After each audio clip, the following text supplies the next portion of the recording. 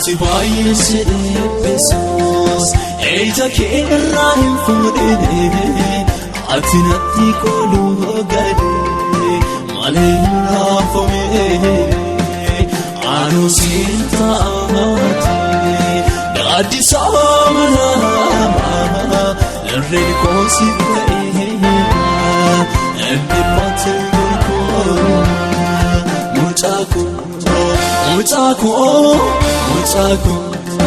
Mucaako asika era panke kan beekoo dhibeeke sitti beekoo dhaabidhaake eebbisu fiigaa dhaake areessuuf ta'eera kakuukee lamuun kootatti nabbeeke.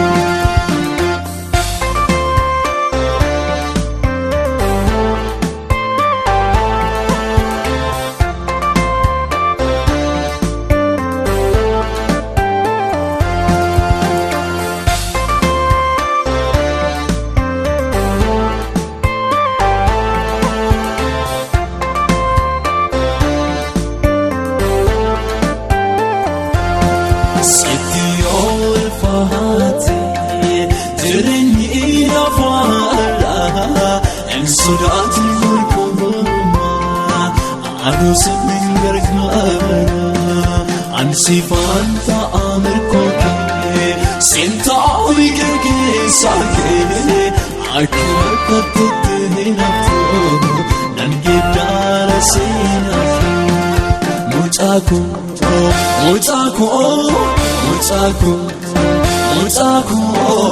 ansifaa dheeraa pankee kan beekoo dhibeeke sitti beekoo dhaabidhaake eebbisu fiigaa dhaake areessuuf ta'eera kakuukee lamuun kootatti nabbeeke.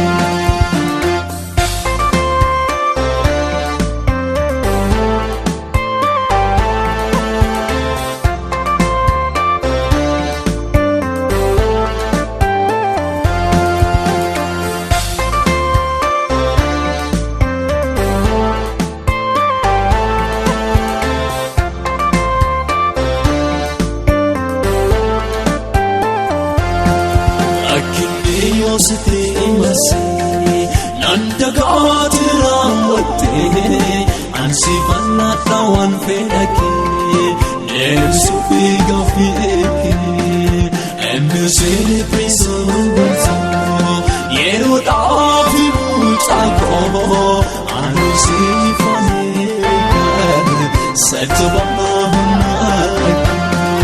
muchako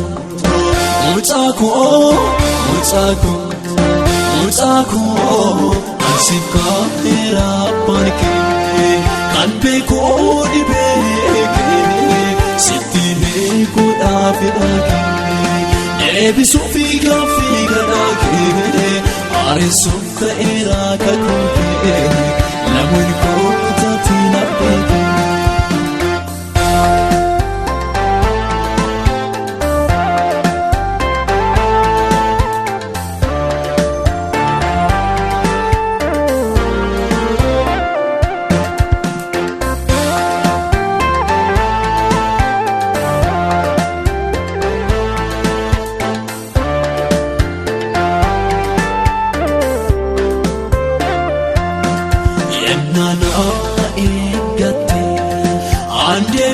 Sifanita epuufira kee hundatti boqonna hin argatta kan nakaadhatte hundaa eebbisuuf harkaa'eera obsumaan dhaabaa na eeggadhu adaara.